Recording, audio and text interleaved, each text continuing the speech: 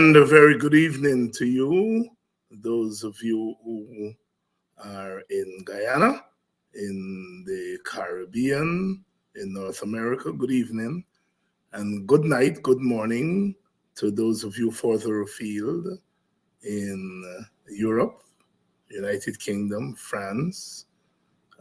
Welcome. Good evening to those of you who are in Jamaica. In Jamaica, of course, it's an hour behind the rest of the English-speaking Caribbean. So it's 6 o'clock. It's 6 o'clock in Jamaica. Of course, it's 6 o'clock in the North America, in the United States too, that time of year. And good evening to those of you joining us from Arizona and California out there out on the West Coast. I often forget that we have Arizonians and Californians who join us. Some Texans also join us.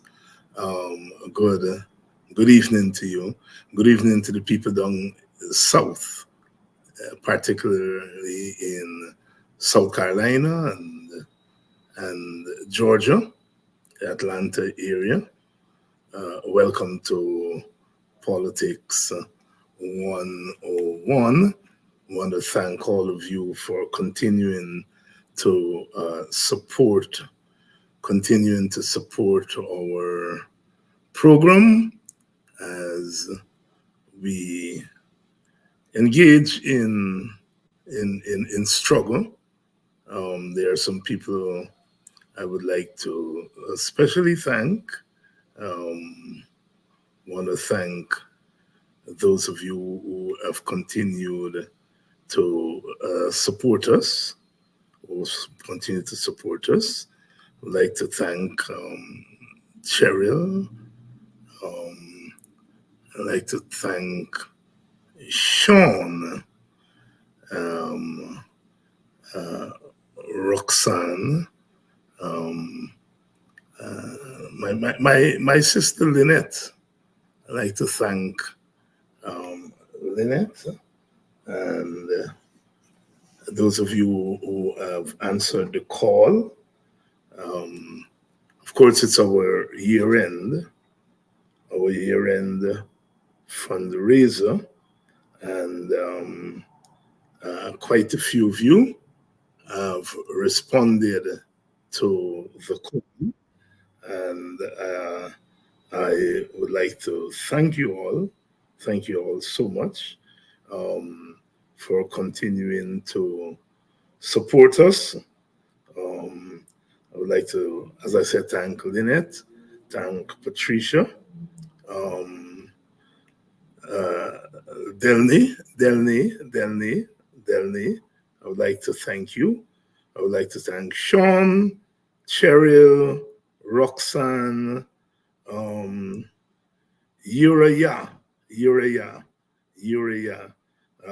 I would like to thank you.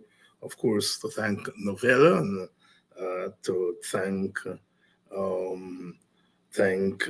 Desiree.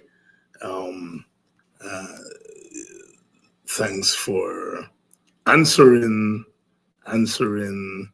the call for support. We are eternally grateful.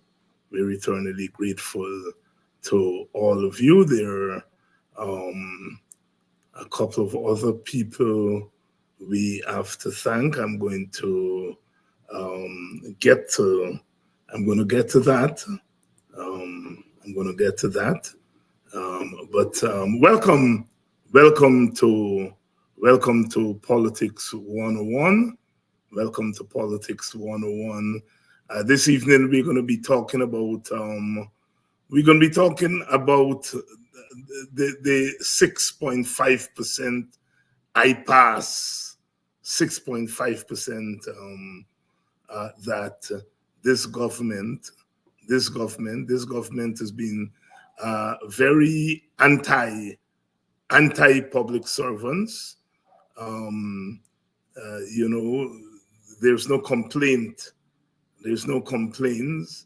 They can't make any complaint now that they don't have money, because they do have money, and they've been doing all kinds of things with that money, and they've not been given the public servants. Gregory D, I want to thank you for your donation, your contribution to Politics 101. Gregory D is a longtime supporter, and thank you so much for continuing to support us. Welcome to Politics 101. Please share the link. And let everyone know that we're on. We're going to be joined by Elson Low. To talk about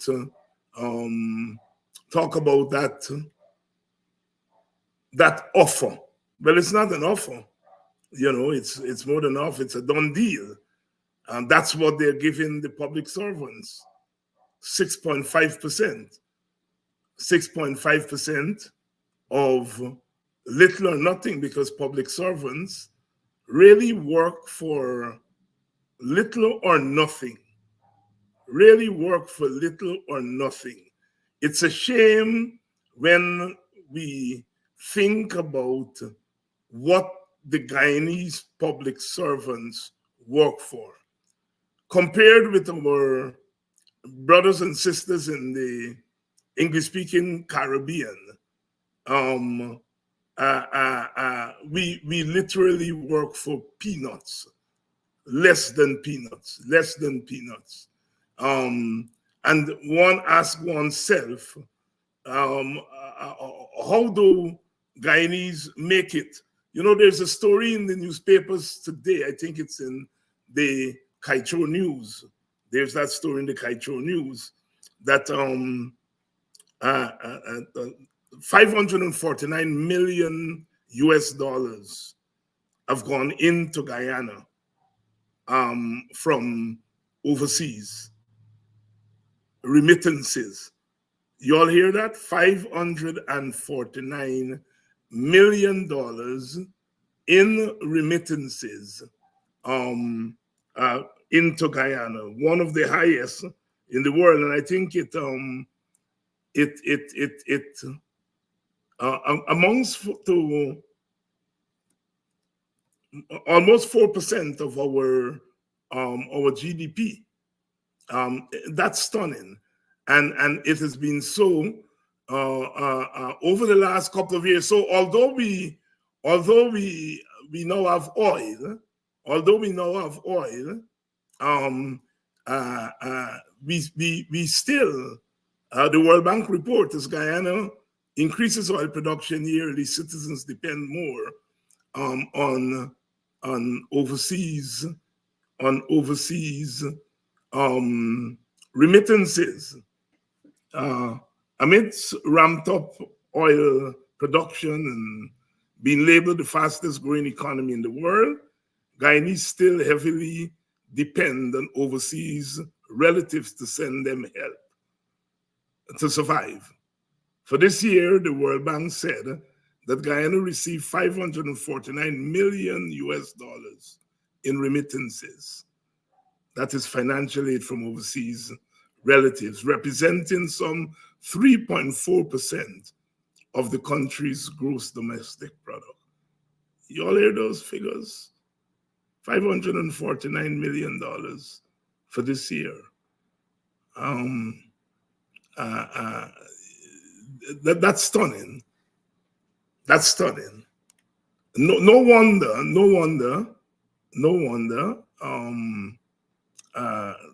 Guyanese are saying that the oil money,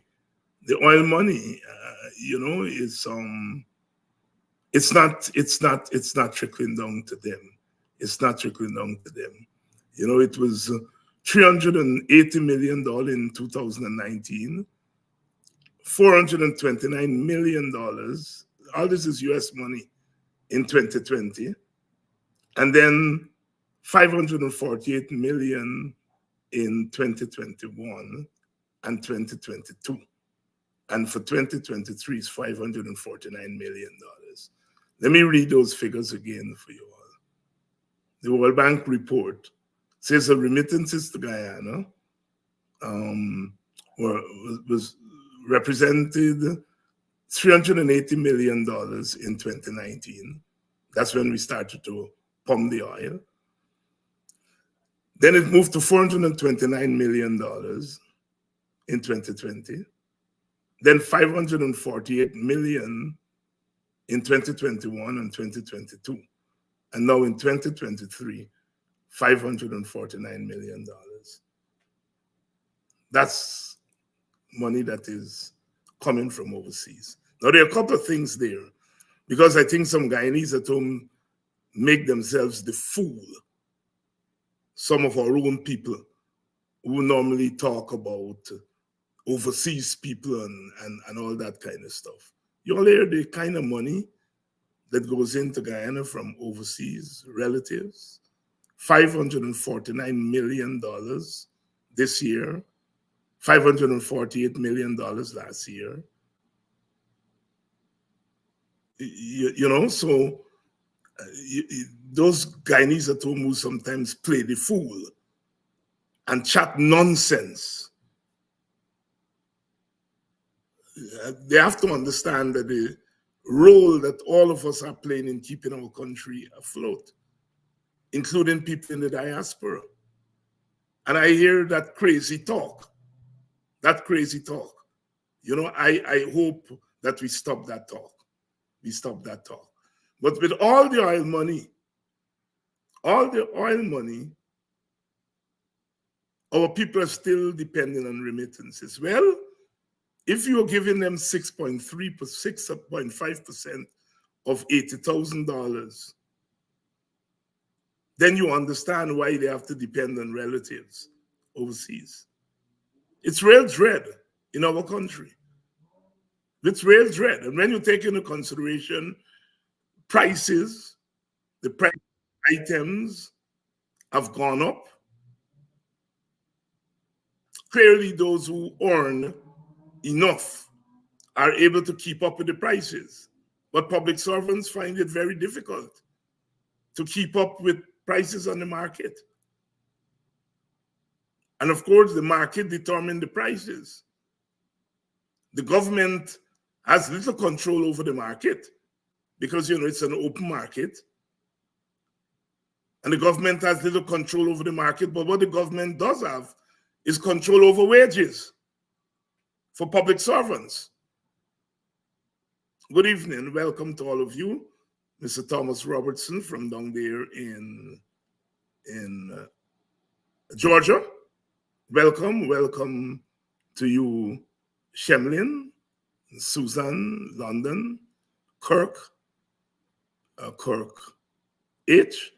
Welcome to Politics 101. We're talking wages. So the government doesn't have control over the prices. In many regards, I know there are economists in the audience. I am not an economist, but I would venture to say that the government doesn't have much control over prices in the market. Those prices are determined by the people who sell. But what the government does have control over is how to help people to keep up with the prices. We all know the story. A dollar today could buy a certain amount of goods and services.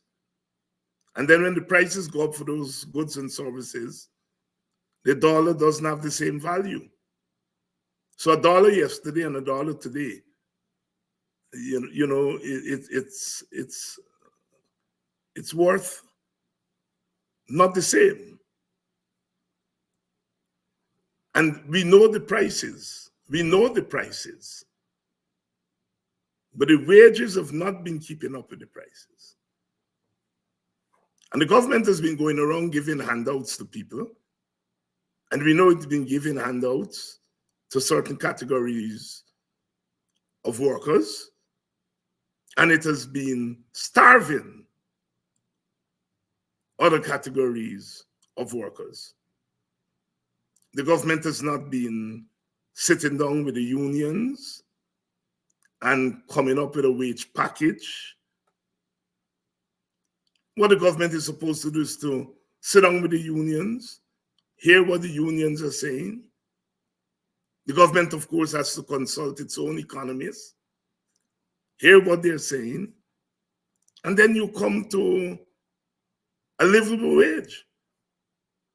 How can you be talking about the fastest growing economy in the world and your people are not earning a livable wage? They're not earning a livable wage. It's a shame. It's a shame. You know, another story that caught my attention is this chap Nandlal, who appeared to have been threatening commentators to say that commentators should be careful about how they criticize the government on the oil and on Exxon, because Maduro and the Venezuelans are using that. Apparently, Maduro turned up at a meeting with a set of newspaper clippings with people who are critical of ExxonMobil and critical of the way the government has been treating with ExxonMobil. And Nandlal then decided, in what was more than a veiled threat, telling people that they mustn't criticize Exxon and they mustn't criticize the government because Maduro using it. And so the typical thing is try to roll back free speech. And then he was forced to walk it back after some commentators. I noticed Chris Ram in today's papers took him on. Stabrook News did a very good editorial on it. It's not our business if Maduro wants to use our internal situation to bolster his argument. Well, it's our business, but our free speech should not be dependent on that. The government should fix things. If the government governs properly, then we won't have to criticize the government. A good evening to you all and welcome. Welcome. So those are a couple of things that we want to talk to Elson about, you know, the 6.5% to the public servants. We're going to try to get his views on Nandlal's nonsense. And then, of course, that report in today's papers of remittances, 549%. $549 million in remittances in an economy that has tremendous growth. So we've seen a lot of contradictions in our society. You all know where we stand on this program. We are not denying that Guyana is flushed with money. Yes, the contract is not a perfect contract, the oil contract. Yes, Exxon is getting away with a lot of murder. But yes, we are getting more money today than we ever had before. We must not deny that. We beat our case when we try to deny that. And the government is spending money, spending a lot of money on infrastructure. We can't deny that. They may be siphoning off a lot, but they're spending money. And there's some visible changes in Guyana. But is the government managing properly? The areas in which the government is spending money, are those the right areas? You see, that's where we have to hit the government. We can't deny that things are, there's no way the GDP in a country can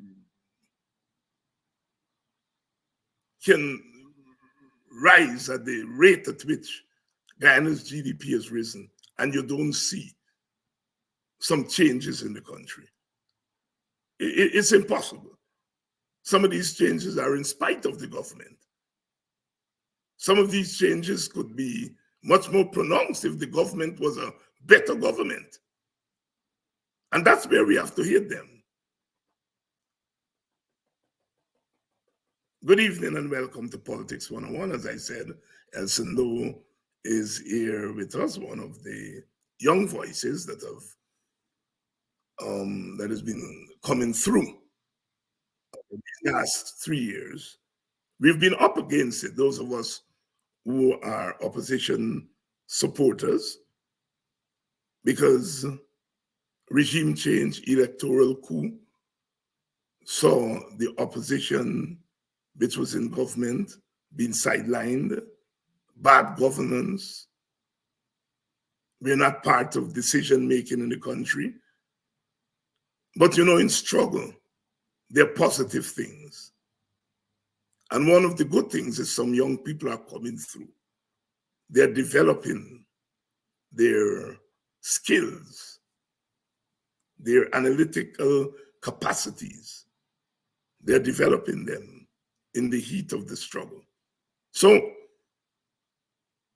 as with all struggles, there are the downsides, but there are also the upsides. I think Elson is ready for us. Let me bring him in. Hello. How are you? I'm good. Always happy to come on for yet another show. Thank you very much. And it's the festive season, but as you know, you're getting to know in politics, there is really no holiday, especially in a place like Guyana. So we're going to be working through the festive season.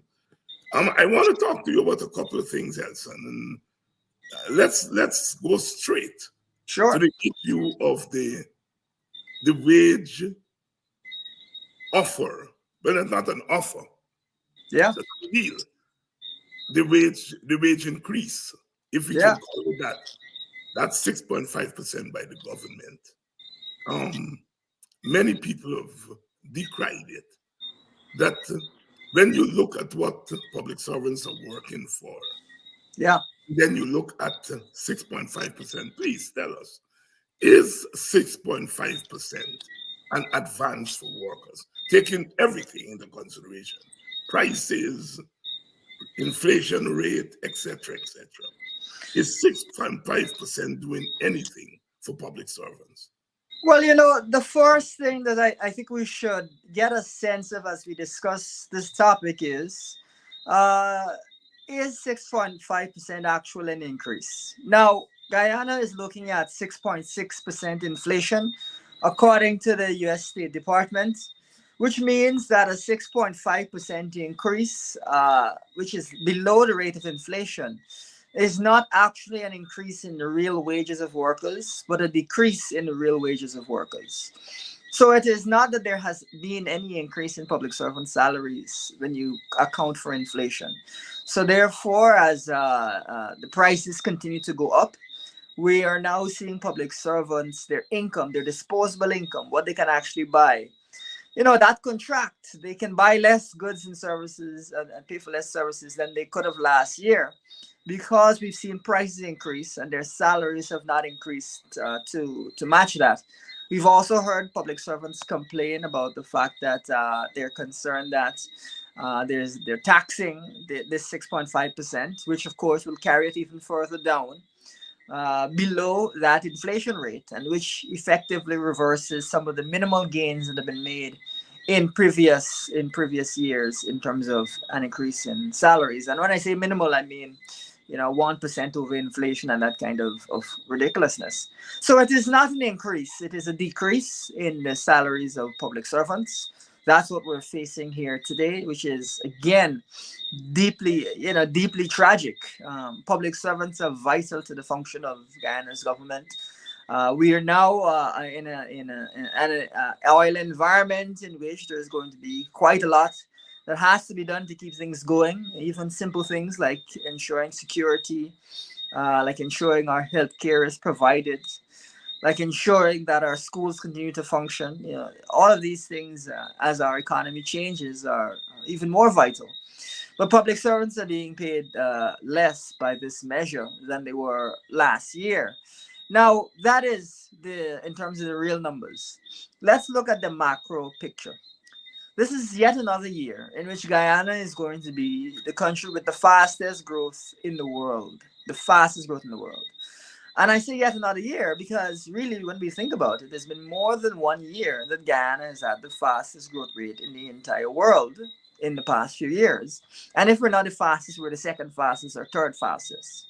Now, we're also seeing Guyana's production per day reach over 600,000 barrels of oil per day, which is more than twice the peak production in Trinidad during their absolute boom times.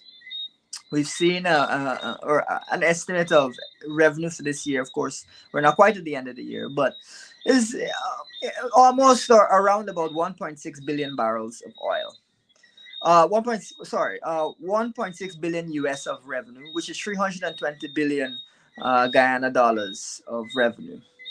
Now, that is, when you consider that our entire government budget only a few years ago was around about $300 billion. That's quite a substantial 1 year amount of revenue to be receiving. And it gives you a sense that there's significant funds available. Now, that's the macro picture. On a government budget level, you mentioned that they're spending, and indeed they are spending. Just to help your viewers really recognize, and we'll go into some of the way the PPP is thinking and talking about public servants, which is problematic and explains why public servants can't get any kind of proper increase. But this year the PPP is spending about $905 billion. That's really, when you add the supplementals to the national budget, 900 or so billion dollars is being spent by the PPP.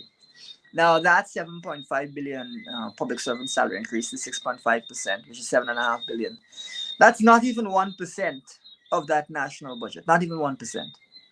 And in fact, it's not even certainly it's only a few percent of the 320 billion that we were talking about. As the oil revenues. So essentially, there's a huge amount of money being spent. The national budget has tripled from only a few years ago. But public servant pay is actually decreased this year, which is troubling. When you look at it in terms of inflation. That says to me that the government is making a deliberate effort over and beyond just the regular running of a country. They're making a deliberate effort not to pay public servants. They're deliberately channeling funds away from public servants towards, as we like to say in the opposition, friends, family, and favorites, their elite, which is truly tragic for public servants, but for Ghana more broadly. Now, that is sort of, in terms of the numbers, what's going on. But one of the ways that is important for us to look at this is we must consider that as Ghana becomes a wealthier country, a country that generates more and more income, we should expect to see better services provided, whether it is better standards in education, whether it is a safer country, whether it is more efficiently run public servants, GRA, and so on, better quality healthcare. It is difficult to imagine that you could have better education, better quality healthcare, safer streets, without public servant salaries increasing to match international levels. But certainly you cannot be expecting better when you are decreasing public servant salaries. That to me is really shocking. And we therefore want to make sure that Guyanese kind of understand that it, there's a deliberate effort being made to ensure, or at least this is the side effect of what's going on, that Guyanese are going to continue to receive not as good services as really we would like them to see across a wide range of areas. There's studies that indicate that, as an example, when police receive increases that are below expectations, that they don't perform as well for a prolonged period of time, several months. Now, if that happens every single year, that would be, negative motivation that will discourage police from being able to perform at their very best. That's what the National Bureau of Economic Research had put out a study based on that.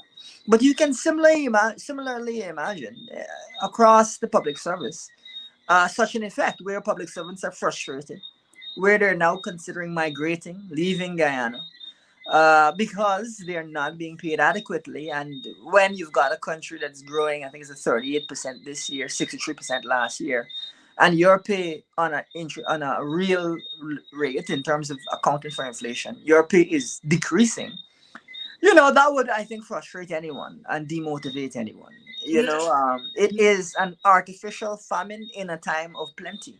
yeah, That thank is what is going on. Yeah, Elson, let's do some basic things. Give our viewers a sense of what public servants make. Give us the lowest, what you call it, grade category.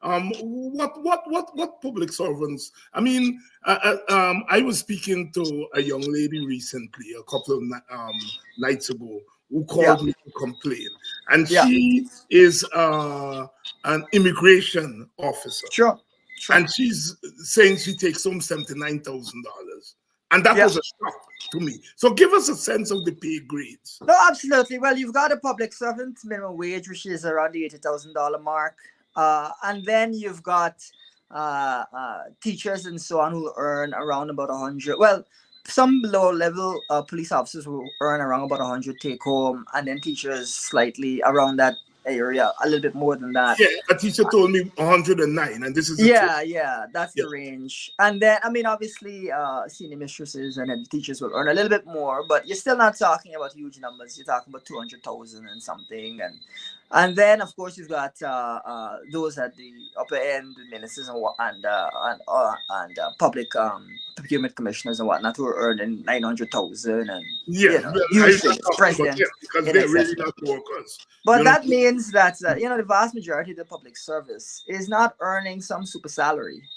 The vast majority of the public service is really just getting by, and yeah, as economists, we tend to refer to those people as the working poor. They're just getting by. They're economically insecure because they barely have enough money to make ends meet.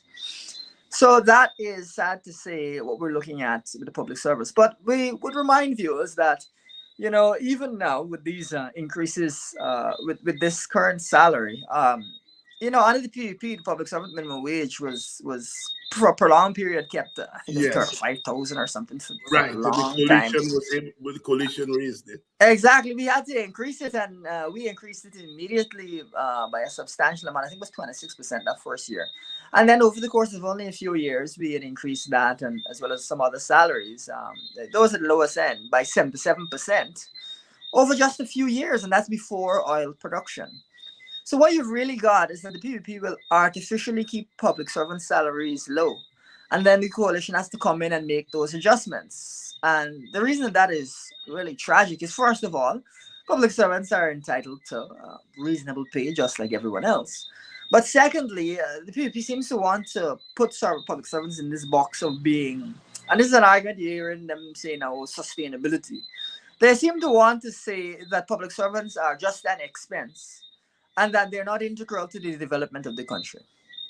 Now, that is such a wrong-headed argument that it really, it's really disturbing because, as an example, teachers and our education system is absolutely fundamental to the development of Guyana. As an example, having a safe, environment is absolutely essential to the development of Guyana. One of the things that we in the opposition have spoken about, with police officers in particular, is that people don't walk around at night going from bar to bar, which is what they do in many other cities around the world. And therefore, that stifles our tourism products. In fact, you'll often see bloggers who travel bloggers and so on, who will say they didn't enjoy their stay in Guyana. They were told not to walk around at night. It's not safe. I've seen bloggers say that on more than one occasion. And that is extremely problematic because tourism is obviously an area that we would like to see a lot of growth. Now, that's two areas I've spoken about, security and education. But when it comes to healthcare, we also would like to see better quality healthcare, and it is integral to the development of Guyana. We need to ensure that people are not missing work because they're ill, that people's life expectancy is not shortened because of they've not been able to access healthcare. Now, and I don't know if you had noticed this, but there was an interesting back and forth between the president and what seemed to be a UK journalist. Whereas the president is saying, oh, you're taking our nurses, you're taking our doctors, and so on. But the irony of this thing, and this is something that I think we've discussed on this show before, is that this year, according to the IMF, at purchasing power parity, so that's if you look at comparable prices, Guyana has a higher per capita income than the United Kingdom. Higher than the United Kingdom. And so the irony of it is that the president is talking to this journalist and saying the UK is taking, but the president is in a position to pay Guyanese workers a wage that is competitive with the UK at purchasing power. He's in that position, and in fact, he could even pay wages that are a bit better if you're looking at purchasing power. Now, as we have indicated, the government budget has tripled. If public servant pay had tripled, you would certainly be past the UK at purchasing power. And what we're saying in the opposition is that not that they should triple it overnight, but at least a 50% salary increase is what is in order to help public servants across the board to start being in the process of being internationally competitive. Now, of course, some healthcare workers did receive an increase, but it is not enough of an increase, and therefore, we've continued we continue to have this question of nurses and doctors leaving. Now, the long and short of this is, first of all, public servants are integral to Guyana's development, Guyana's economy, and progress for our citizens. But second of all, it is ludicrous to suggest or to think about public servants as some expense that you cannot afford. When on the one hand you can't afford it, and on the other hand, they are providing benefits to the society. But that's the way that the PPP is thinking about public servants, and so they are coming up with all sorts of absurd arguments and really burying their heads in the sand. And as a result, public servants are continuously frustrated. And then, of course, the fact that they do not treat with the public servants unions, not with the teachers' unions, not with the public service union. They treat them as pariahs and so forth. And when one takes into consideration that a lot of the vast majority of the public servants tend to support the opposition electorally, one cannot help but infer from that there is some political motive behind this. And of course, in a society like ours, political motives have ethnic consequences. And so therefore, the situation is not a cut and dry situation. Let me ask you, and I'm sure I asked you this question before. Given the rate of inflation, given the amount of money that we have and that the government is spending, what would be, at a very minimum, what would a livable wage for public servants look like at the very minimum? I'm talking about the minimum. No, well, the key thing here is this. We have said that we don't believe that any Guyanese across the spectrum, whether private or public sector, should be carrying home less than $150,000 a month. And the reason that we say that is, first of all, that is not an obscene amount of money. But second of all, we don't want any Guyanese to be really living as the working poor. That's the first thing that we're saying. Now, when it comes to public servant salary increases, if your budget triples, you can certainly afford a 50% increase in public servant salaries. And you can afford additional increases. And that, of course, assumes that the budget stabilizes, but the expectation is that the budget will continue to grow. So, what has happened is that public servants have been left behind rather than keeping pace in any form with, as one would expect, the national budget. And so, sadly, their public servants are so far behind because their wages are deliberately being depressed that when in office, we will have to provide very large salary increases in order to help public servants to be internationally competitive. You can't have an economy with a per capita GDP higher than the United Kingdom at purchasing power parity, and which by next year will be in the top five, and the year after will be the highest per capita GDP at purchasing power in the entire world. And how public servants, they're struggling. That is manifestly absurd. And so it is not just a matter of a minimum level, but a matter of large increases, like a 50% increase, and then multiple other substantial increases to bring public servants to a reasonable level. Again, public servant salaries have been artificially depressed. Even this year, if you think about it, public servants' salaries, adjusting for inflation, have shrunk. So if the coalition wants to give public servants a raise, we have to account for the years like this year where public servants' salaries actually shrank. So it's quite a lot that needs to be done. So apart from the base $150,000, we will have to do quite a bit more than that. Recall that the inflation question is one where public servants are, especially those at the lower end, are feeling as they're saying, Anna, the squeeze the most because those with lower income spend a greater proportion of their income on food. And food inflation, one writer mentioned the other day, is 14% according to the World Bank. Now, food inflation has, over the course of the entire post-pandemic period, been one of the highest components of inflation. And therefore, public servants have been disproportionately feeling the squeeze, especially those on the lower end of the income scale, compared to those at the high end of the income scale. So they've been disproportionately affected by these high prices. They are the ones suffering the most. And on this note, there's a very sad and really pernicious, very ugly part of this, which is that the PPP gives these across the board increases, which benefit those at the high end far more than those at the low end. And so a public servant at the low end of the spectrum will be making a mere $65,000, getting a mere $65,000 retroactive this year. Versus if you're at the top end, you're making a $900,000 or something like that, you're getting $700,000 at Christmas. Now, that is so unjust during a time of a high cost of living, when the inflation rate for food has been the highest, when people are complaining about the price at the market. For you to not take the time, because all it is a little bit of time, to sit down and work out how you can give those at the lower end a larger increase, give a small increase to those at the upper end who are in a better position, who may have assets, who may be benefiting in various ways and so on. Higher income people tend to have assets and therefore benefit even when there's inflation. Lower income people don't have assets, so they hardly benefit.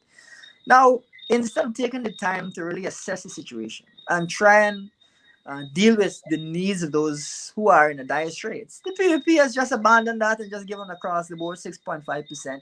Probably it was easier to calculate, or it helps their friends and elite more, but it is heartless. And so somebody at the higher end of the income scale is receiving more than 10 times as much as somebody on the lower end of the income scale. That is so ugly. It's unconscionable and ugly, as you say. I'm sure you saw the lead story in Kaito News today about the remittances to Guyana, and I want to get your comments on that. What does that say about our fastest growing economy um, and does it how does it fit into um, the overall economic situation? I note that it represents what 3.8% of GDP. Comment on that, please. No, absolutely. It is, in many ways, a reflection of the sentiment where you hear people say that they still would migrate from Guyana, fed up of Guyana, they would leave. And you're thinking to yourself, you're in the country which in 2 years is going to have the highest GDP per capita at purchasing power in the entire world. The country with more barrels of oil per person than every country except for Kuwait. More barrels of oil per person than Saudi Arabia. And there's this negative sentiment. It must be a result of poor governance.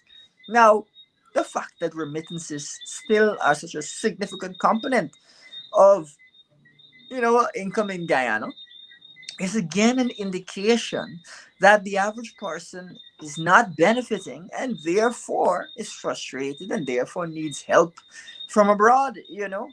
This is truly tragic.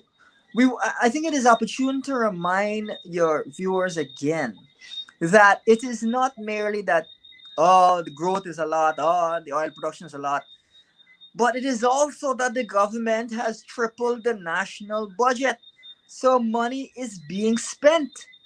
So people are asking, where is this money going? Because if it's not going to the average Guyanese who is still having to ask for remittances or depend on their family abroad, now where is all this money going?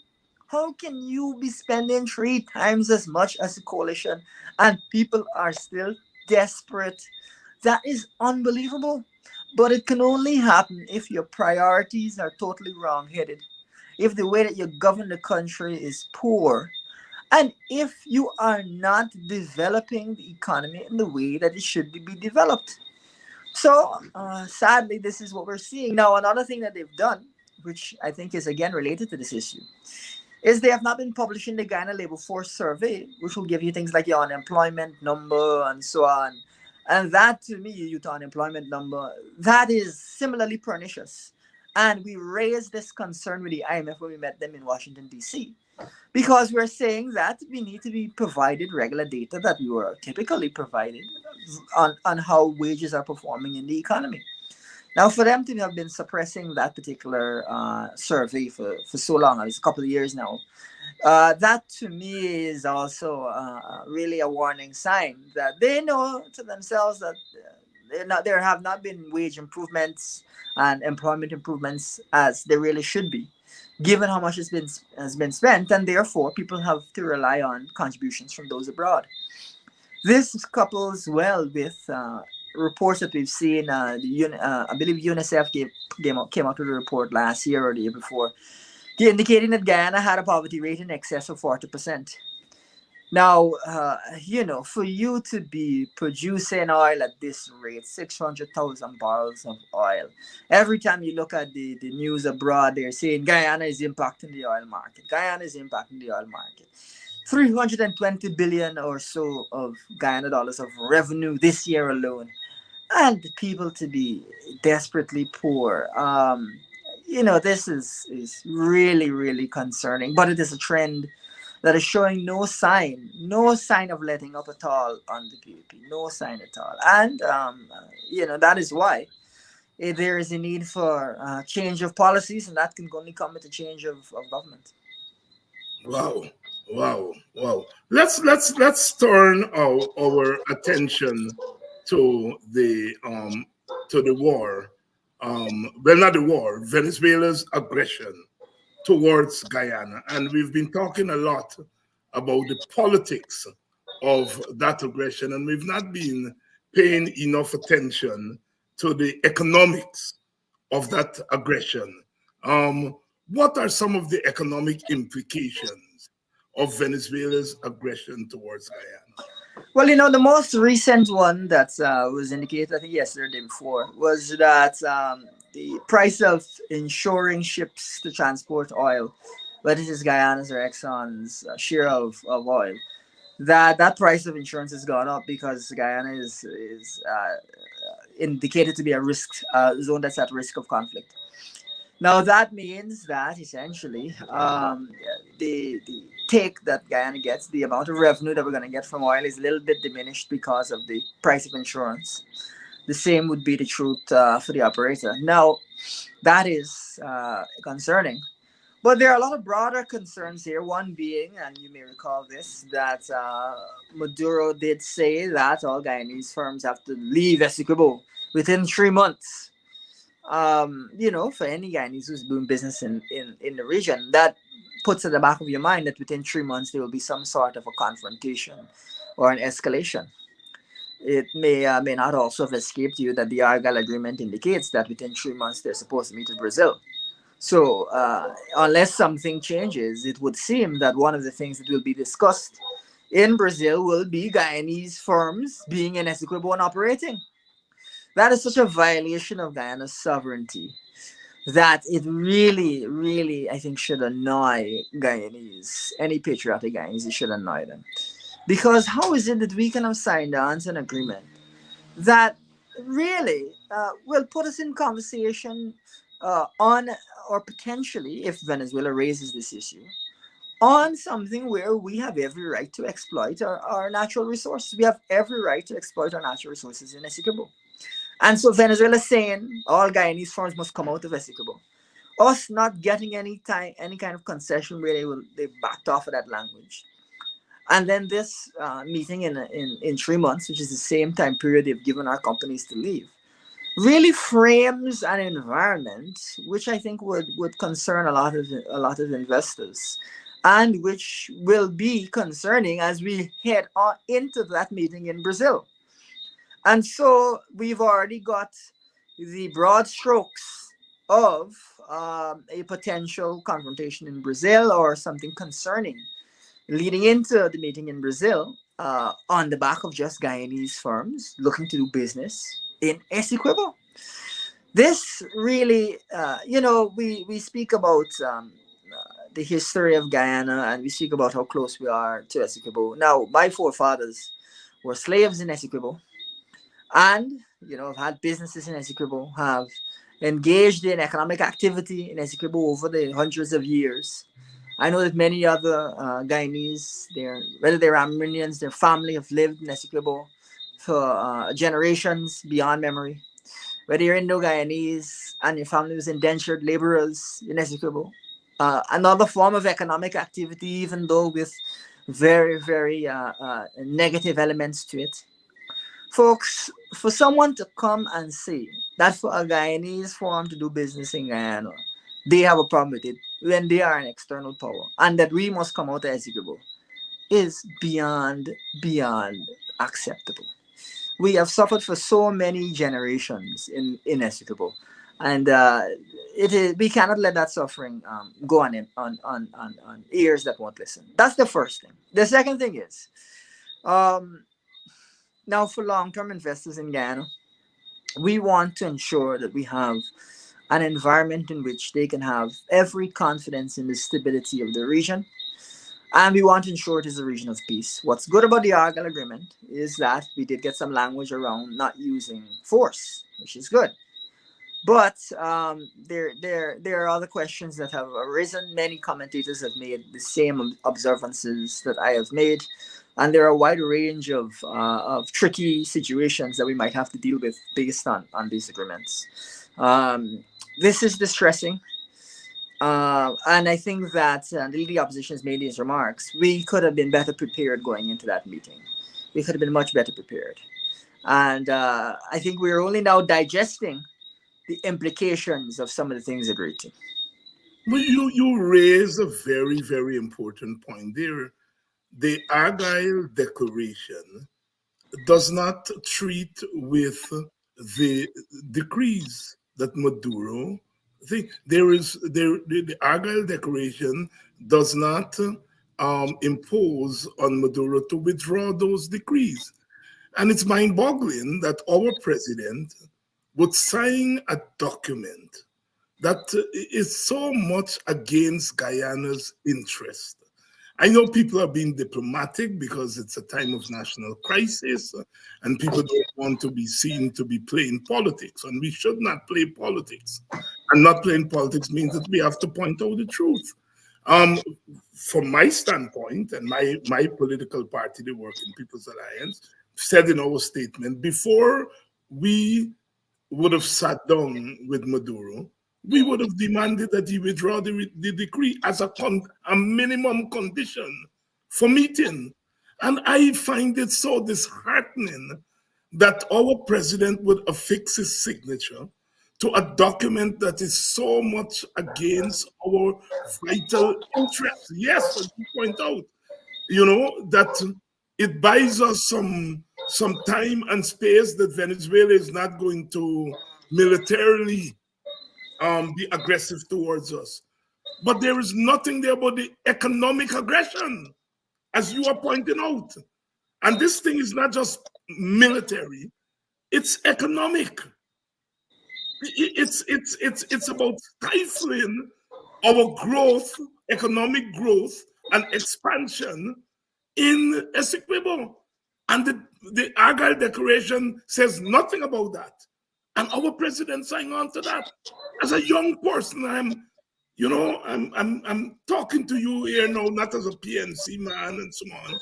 As a young Guyanese, talk to us about how you feel about our leader really signing a document with so many holes.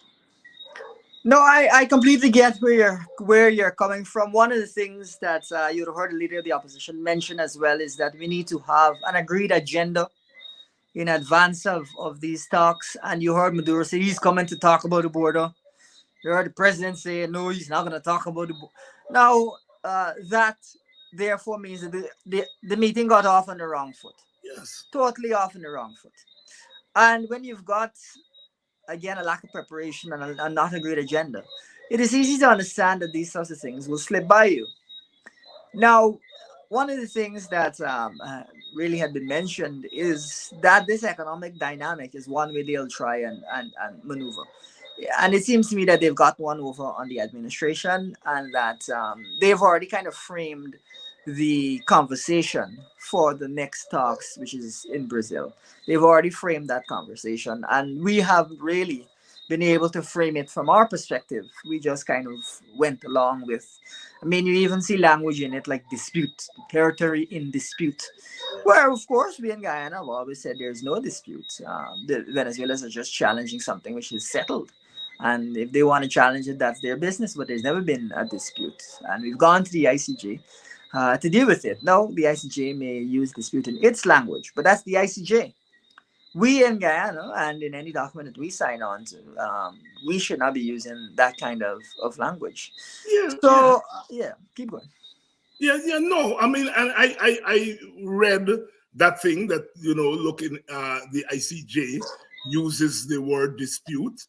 And I am not saying that they should not, but there's international relations, there is international law, and there's international politics. And part of this is politics. And politically, there is no dispute, even if the ICJ uses the term dispute as part of their canon and so on. It does not mean that we should sign on to a declaration with the word dispute inside, because Venezuela is saying it's a dispute. And we are saying it's absolutely. Yeah, go ahead. Absolutely. I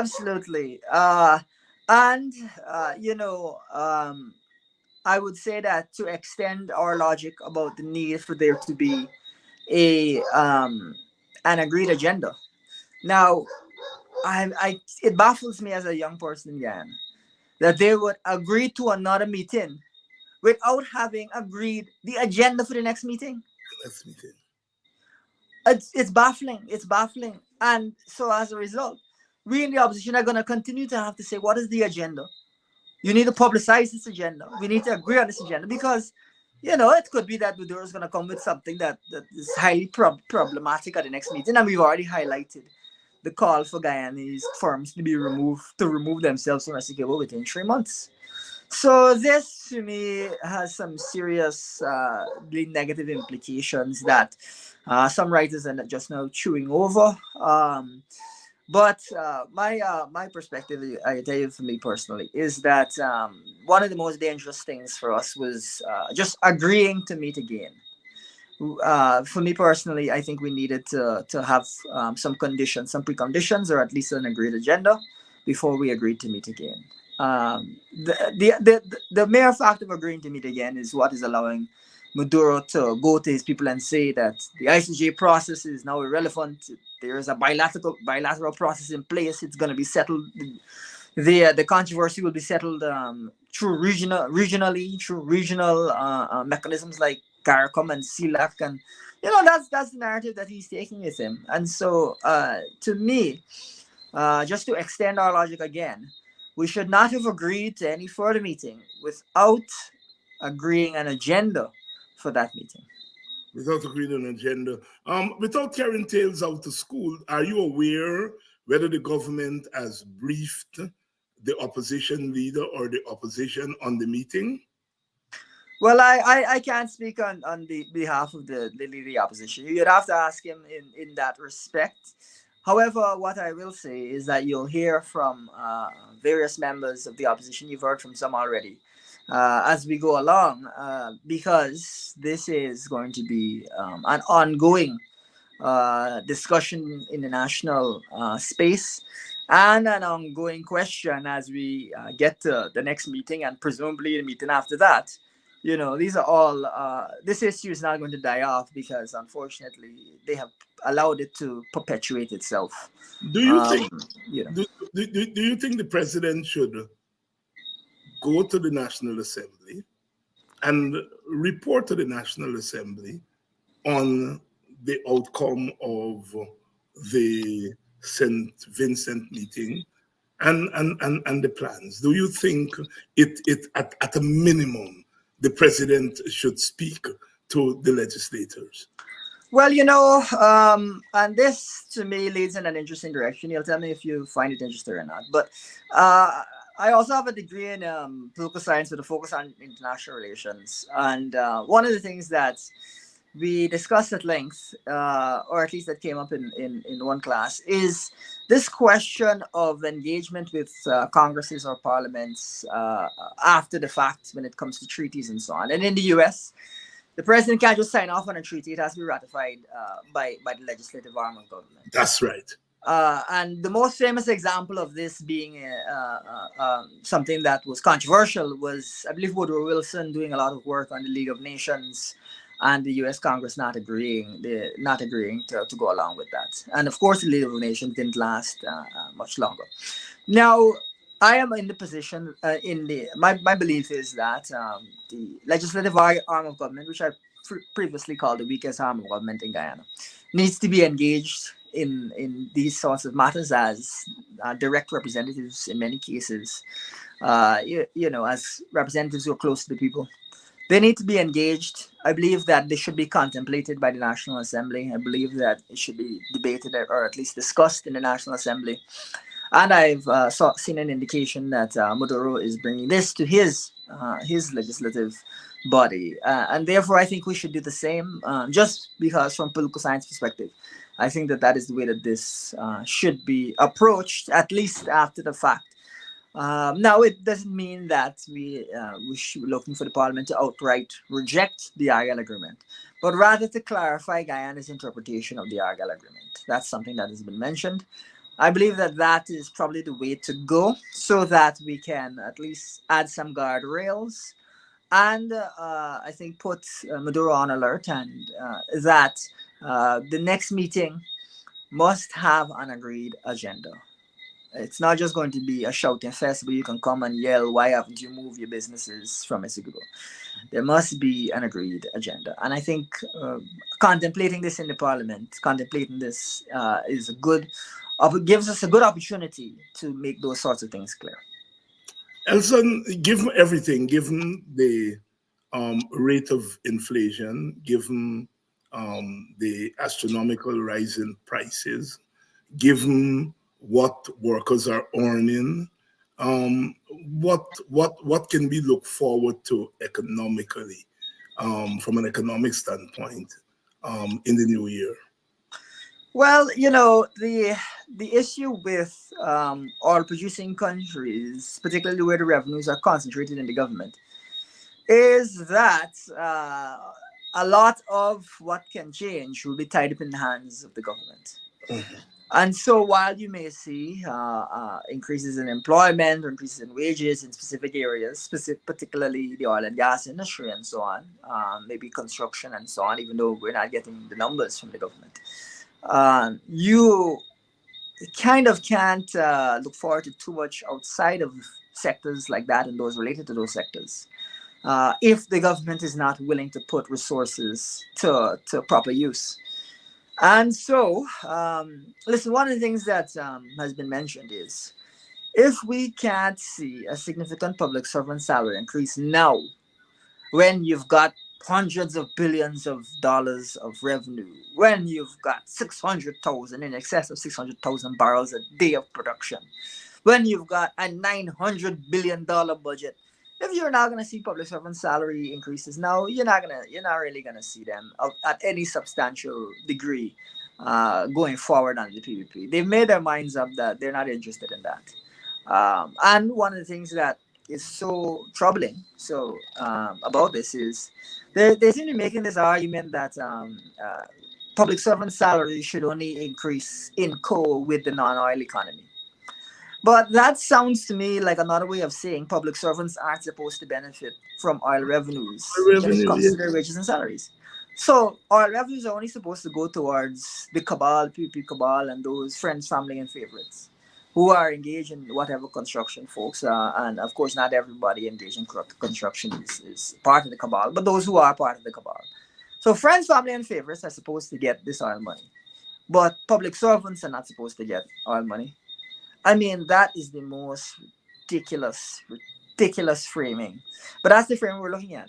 Now, the negatives of that economically are one, Guyana's economy will not be run as efficiently as it should be because the public service is being underinvested in, and public servants play a big part in good governance and helping us to run the economy effectively, even if it's something as simple as incentivizing policemen and teachers and healthcare workers. But two, and this is something that the PPP doesn't like to talk about at all, which is that public servants will spend their increases and therefore will put money into the local economy, which will drive production, which will drive employment, which will drive an increase in wages in the economy. Now, the PPP likes to use this inflation argument, oh, it will cause inflation. And we previously demonstrated that the two times there were large increases, there was no substantial inflation. If you look at the previous administration, 77% increase, inflation rate was very much stagnant. But the reason in particular that there shouldn't be too much anxiety around inflation is that Guyana's economy is a productive economy.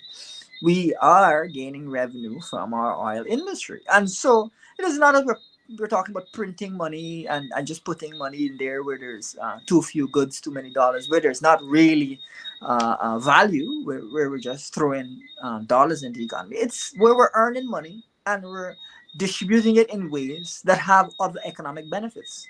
And so this to me indicates very much a wrong-headed understanding of Guyana's economy, understanding of how to use our revenues. But the last thing that I want to point out to your viewers on this note is that for the PPP to say that they believe that, or to draw an implication that public servant salary increases can only come from the non-oil economy, to me, is an indication that their ability to plan on the use of oil revenues is extremely limited.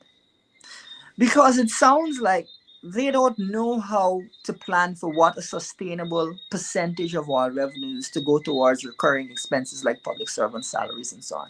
They don't know how to account for that. They don't know how to budget for that. They don't know how to project for that. And that says to me that they have no idea what they're doing when it comes to the planning of the Guyanese economy. Jadjo likes to say, oh, the opposition there's no way to run an economy, they don't know how to run an economy. But that framing that the PPP is coming with, I think is a very clear indication they have no idea how to use oil revenues. So on the one hand, There's the malicious side of it, which is that they really don't intend to give public servants any kind of income. But on the other hand, there's this, you're getting the sense from them that they're not sure how to use our revenue sustainably. They're not sure how to approach the issue. They don't understand that we get passive income just from having money sitting down in our natural resources fund, in our sovereign wealth fund. We get millions of dollars of income from that, and we will get more as time goes on. They don't understand that you have to use a proportion, may not be as high a proportion, but a proportion of your oil revenues can go towards public servants, bearing in mind that you're making huge revenues and the economy is growing, but also that there are economic benefits that come from public servants, efficiencies, as well as the benefits we've spoken about. So it seems like they have no clue. And, I'll tell you one funny thing is that when I heard them speak that way, I had a powerful sense of deja vu. Because when I first had come back to Guyana after leaving Goldman Sachs and Guyana found oil, and I explained to people that, it's time for us to gradually expand the national debt because the long-term future of the country has radically shifted, Yeah. and we need to adjust our consumption so that we're not spending in a big lump as the PPP is spending in a big lump. We need to gradually approach this and create a structured plan. You heard people telling me all sorts of things like, no, you can't increase the debt and you can't do this type of planning. And if there's a reason that I'm the economic advisor to lead the opposition, it's because I was willing to do the planning when a lot of people were not interested in planning to put their head in the sand. And it looks like we're facing the same thing here with the PPP, where they're not interested or scared to do the planning around how you deal with recurring expenses like funding the public service. And so their solution is just to not plan. And if not planning is your approach, well, it's no surprise that you're gonna fall behind people who are indeed planning. And so it was I got a sense of powerful deja vu. It was like we hadn't learned anything as a country. From 5, 6, 7 years ago. Which is tragic. And the other side of it is, I think it is, it is a great compliment to the opposition that he recognized that he needed people who will do some planning for him. Right. And that's how we got where we are today. Elson Low, advisor to the leader of the opposition. Thank you so much, my brother, for coming through. And if we don't talk before the new year, happy holidays. Take some time off with family. Do the little that can be done for Christmas because despite the bleak economic situation for working people, Christmas is traditional. Absolutely, absolutely. And thank you very much again. We come on every time I come on here. Unfortunately, PvP is up to some fresh misadventure. I know. I But know. I'm happy to come on nonetheless and have a chat. Thank you very much, my brother. Thank you. Young Elson Low there, like I said, is one of the bright lights in this dark hour as we struggle to keep afloat and to hold our country together. Some young people are coming through. And, when people like myself look at that, you feel good because I got into this thing in short pants, 15, 16, already a political activist. And I hear people beat up a lot of young people today. And I desist from that because when I am in Guyana, I talk a lot to young people. Young people across the board, and I know that they're tuned in. I know they're tuned in. We just are not tapping them. And they're not seeing enough people like themselves. But people like Elson, though, I think, have a very important role to play. And I want to thank you all for staying with. Tomorrow night, I think Lincoln Lewis is coming on tomorrow night for us to continue the conversation. I want to thank all of you who have made your donation to your Politics 101 Christmas, New Year's donation. I want to thank you all. I called some of the people early in the program, and I want to urge the rest of you, please make your contribution to keep our program alive, no matter how small. No matter how small, please make your donation. The handles are on the screen, the Cash App handle, the PayPal, the Zelle handle. angles, and keep our programming alive. Again, thank you all, those of you who've contributed, and thank all of you for coming on to the program tonight, as you do every night. And tomorrow night, we're going to be here. I know it's Christmas week, pre-Christmas week. All the preparations have started, but we still have to keep the struggle alive. I'm going to see you all tomorrow night. And as I said, Lincoln Lewis is going to be here to keep our company. Thank you all so much.